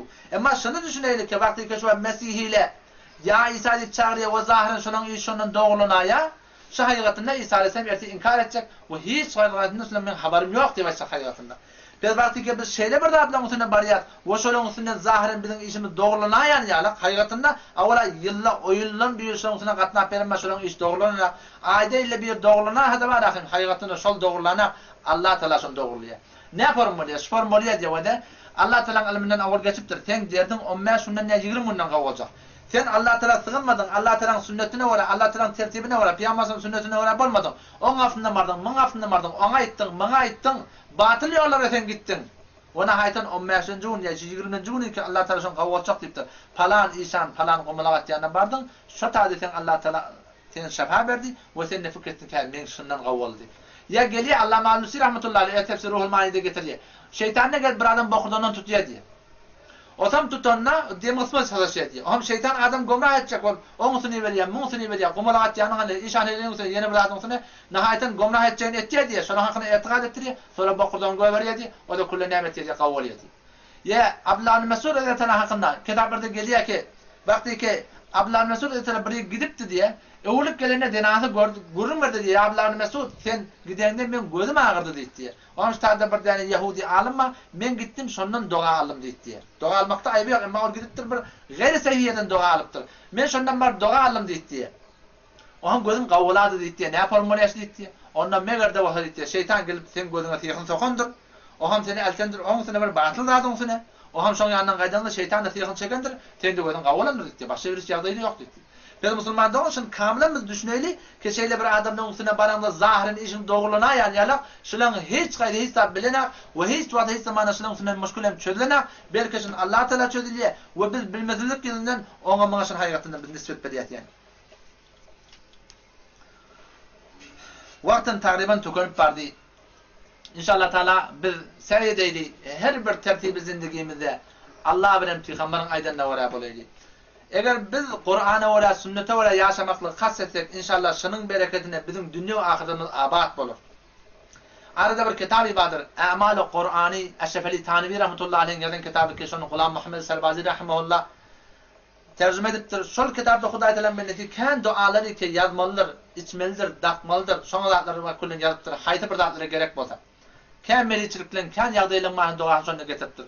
Bu şu kitabı inşallah Teala alayly we şonu öz zindagimizde ameli suratynda kullen näme edip ýad edeýlik. Ya da'wat salahat bir kiçik kitap bardyr. Kan dualar şoňsyny ýadyr. Ya Peygamber sallallahu aleyhi ve sellem sünnetleriň hakynda adab-ı sunan zindagili bir kitap bar. Gawy suratyny Peygamber sünnetlerini bize kullen beýan edip beripdir. O näme ki wagty ki biz Peygamber sünnetine wara bolmasak, şeytanlar jyllar bize berer berýär. Birazdan şu wagt hammamy gelende, aýak ýola gelende okuymaly duasyny okumasa, näme diýdi? Jylla şeytanlar şoň hemme emmany görüp durýar diýe. Oşa jyn şeytanlar gelip şoňa zerer vermekine sebäp bolýar diýe. Emma wagty biri okuymaly duasyny okuyup girse, Allah Teala şoň bereketini ara kullen näme diýdi? Perde çekýär diýe, kullen setr bolýar, hiç bir zerer berpiljek edipdir inşallah Teala. Biz inşallah biz her bir zatda säýdeli inşallah Teala öz Qur'anyň aýdanda wara we Peygamber sallallahu sünnet tertibine wara inşallah biz amel edeylik. Ger toqahy musulman zistan nist mumkin juz bu Qur'an zistan. Haýatynda biz eger musulman ýaşajak bolsak we kamil musulman boljak bolsak, şu bolmaýa meger ki biz näme bolýar? Qur'any wara ýaşamak bolýar. We Qur'an bize bir tagazaty bar. Ya eyyuhellezine amanu ey iman getiren adamlar udkhulu fis-silmi kaffat din İslam'a kamil dahil bolun, din İslam'ı kamil kabul edin. Ve la tettebi'u hutuwatiş-şeytan, siz şeytanın kadamlarını inden peyrivî etmeyin. İnnehu lekum aduvvun mubin, bir şekilde düşman, şu şeytan size bir aşkar düşman. Allah Teala ayette İslam tümeni musulmanın ki biz İslam'ı kamilen kabul edeylik. Kamilen İslam'a özüne dahil edeylik. Her bir memarı zindaginin İslam'da ola bolsun. Eşdiýän adamız, görýän adamız, giýýän elmaşymyz, suratymyz, siratymyz, sana diýsem barýan mezisimiz, tutýan mezisimiz, mutaýassifana musulman dogan, bugunky musulmançylyk bir ajibi garyp bolur. Men musulman diýe, emma kämme bardy zindigisinde İslama wara amal edenek ýani mutaýassifana. Arada bir iki däne bir dogalan gapdan geç gaýtdym, bir nefer bilen du. Ol bir tanış, bir natanış. O Hudaý Teala bendeki gafyny maşynyň gafyny açapdyr, bir ajibi garyp bir garbi ahem goýup şu taýda ýoluň ornuna zahiren öýde keyf edip durşa bilen. Odan bunu görüp adam narahat bolmuş haýatynda. Bu haýatynda bir tarapda ertişi kullensi jamiýede adam güne müň bir zat görýär ki adam narahat etýär. Wersen 12 ýaşynda gyýdy oglan henir kellenine çargady ýok. Ya wersen jawan oglan öz dinasyny maturlyň bir gapdalyny oturupdyr, gollysan şundan görüşek pehlwan ýalak. Ýaka diýsen açykly, saç diýsen ştada. Baldır diýsen ustadan gelegili. Görsen hyýawanda kullen aýranyp ketdi. Hudaý hakkynda şeýle bir adamnyky şeýle bir ýagdaýlarda hyýawanlarda gelýär. Allah bilýär öýlenmedik jawan oglanyň ýüreklerindäki imanlar tike-tike haýatynda şular. Bir ajibi garyp musulman bolýar. Oňam ýakyn gapdan geçip barýardym ýa-ki. Iki duran oglan gapdan. Ýa-ki tanşyma diýdim, bir ýoldaşyň musulman näme diýdim. Aňda tanta bolup galdy. Öýmegel sorapdy muallaman ýa-ki şoňa şeý diýip aýtdyň, "Hewren narahat bolýar" diýdi.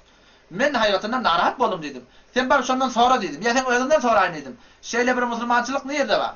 Ki men musulman diýeýin, kafirlaryň aýdym taýdan gulak atayın. Men musulman diyeyin kafirlerin filmini gözleyin. Men musulman diyeyin kafirlerin elin başını giyeyin. Men musulman diyeyin kafirlerin meclisini tutayın. Men musulman diyeyin kafirlerin kavuryanlarını kavurayın. Alaşın neresin musulmansın Huday hakikatine. Hayratında bu bedbahtı şundan için bizim başımıza geliyor. Ki biz la ilahe illallah'ın doğru düşünüm da. La ilahe illallah maksadından biz agahda hayratında. La ilahe illallah bir kelime ki Peygamber sallallahu aleyhi ve sellem'in yararlaşın aydanına onlar vururlamıştık, yencerlemiştik, horarlamıştık. Nihayeten Peygamber sallallahu aleyhi ve sellem abat kullen Mekke'den çıkarıp koyverdiler. Nämeden çinin bir kelime la ilahe illallah. Çon onlar Arap şu kelimeyi düşünýärler, o şu kelimenin tagazatından olan haberi var yani hayatında. Ama bizim Müslümanlar la ilahe illallah'dan haberimiz yok. Zahiren ayetler emmasın maksadından haberimiz yok. Nihayeten sebep bolýar ki biz näme diýär? Mabardy gayr İslamini, benam İslamı, benam Müslümany özüni gimine piýade etýär. O edamda baka biz Müslüman. Ha elhamdülillah ki Müslüman. Emma sen etýän işin Müslümanyň şeýnede hayatında. La ilahe illallah vakti ki sahabalar şunu aýtdylar. O Peygamber şunu kafirlere aýtdy. Ebu Sufyan radıyallahu anh al-vakti ki iman getirirdi. Peygamber sallallahu arz etti. Sen gel bir taraf la ilahe illallah deyip aydınsın. Ebu Sufyan radıyallahu anh dedi diye ki men aytçakad etti. Eğer fakat demek bilen olacak o da men hazır şun günü 100 taraf demeklik etti. Emma sen şu demeklikten şu tagazanma keden hemme batıl zatlardan, batıl görülýän, batıl eşdiýän, batıl gidilýän, batıl muameleler, batıl mecalisler hemmetinden el çekip sen bir Allah Resulü'nün aydan nöwre bolmaklygy sen isleýän etdi. O taýdan biz aytçakad etdi. Cemaat tebliği de ollar. Gidip de Türkmenistan'a tebliği. Bardık diye, gurrun verdik diye. La ilahe illallah maksadından, la ilahe illallah mefhumundan ey Müslüman doğun la ilahe illallah bir şuarda, la ilahe illallah bir perçemde, la ilahe illallah yana bir sözde, la ilahe illallah bir iqrarşı. Kimin Allah'dan başkan Huday tutunacak ya diye ayıttığın şey. Kur'an açıklama ayetiyasını. Efera'eyte men ittehade ilahehu hava. Ayapetten gördün mü bir ademini ki Hudayını yüreği tutuptur diye. Yürek haçan Huday bol ya. Ol vakti ki şeriatın giymeller adını giyyardın. Şeriatın giymeller adını giyyardın. Şeriat içmeller adını içyardın. Şeriatın tutmalar mezini tutyardın. Şeriatın barmalar yanına baryardın. Sen hayatında şu taada öz yüreğini Huday tutun oğlu. To bende yani keder ben de ani. Ve de sen neme ben? Namaz adan çekilip tu. Mescide gitmedi. Sen eğer denana bentmesen, oğlan uşağı bentmesen, yere bentmesen, tükane bentmesen, male bentmesen, her birda da bentmesen, şol hayatında bendigi şoňa bolup tu hayatında. La ilahe illallah bir kanun zendigi, bir reveş zendigi, Muhammedur Resulullah tariqi zendigi. Sen iqrar etdirin ya Allah men sana bendigi etjek diýip. Indi gerekli ki Peygamberin tariqatyna sen bendigi etmeli. Öz halanca da bendigi etip bolmaýar hayatında. Bardık diye Türkmenistan'a ayttık diye ki gel Müslüman da olur. Şu la ilahe illallah şöyle bir tagazatı var, şöyle bir mefhumu var, şöyle bir maksadı var. Gel biz şunu aydaylı, ihlas bilen aydaylı diye. Ham nesede dedi diye. O da arasında bir cavan turdu diye, men aytacak ya dedi diye. O da bismillah soğuk su bilen ya oldu. Ne aytacak ya dedi. Onun sizin aytyan kefenin izinde gurrun var dedi diye. Men la ilahe illallah deyip aytsam, şun izinde bir iqrar, şubur keppa men bayi şunu durma var ya. O men bana durulacak ya dedi. Şu tadan nemesini aytacak ya dedi. Her haş temenna sen beytme getirsin lagan bir aytsan günahlar varsa yuvaş terk bolar. Olar 70 yıl komünistin eline gelse de olarda bir doğruluk kalıptır ki şu doğruluk bizim aramızda şu mümkün hevelet tapmakla kıyım olur. Onu yo aytacak ya dedi Huday takdan kullan çıkıp gitti diye. O zaman o tayda maraq Müslüman doğan. Gel inşallah siz la ilahe illallah'ını biz ihlas bilen aydaylı. Peygamber sen dedi diye her kim la ilahe illallah'ın ihlas bilen aytsa cennete girer diye. Sahabeler soradılar ya Resulullah ihlas bilen aytmak näme dedi diye. Onda şonun aytmakla şonu haramdan alıp qata diye. Haram ilmastan, haram görülýänlerden, haram eşdilýänlerden, haram meclisten, haram içkiden, haram duygudan, haram fikirden her bir zatdan şol alıp qata diye. Elbette ki günahkar bolmayan yok. Bizim hemmecemiz günahkar bolýar. Emma gerekli ki biz la ilahe illallah düşüneli. Ve şuna wala inşallah taala özendigi piyade edeli. Ve bir şan helelen de hakkında inşallah taala elele bereli. Ve şuna varları evet tamamında wala her bir Müslüman doğanın hanwadasyny inşallah taala yetireli. Elele bere inşallah şuna kullun dukanını qayli ve kullun Türkmenistan şuna fitnesinden inşallah taala sehir sahip edeli inşallah taala. Allah taala hemmecemize aydana eşten tawfik amel versin. Ve selamu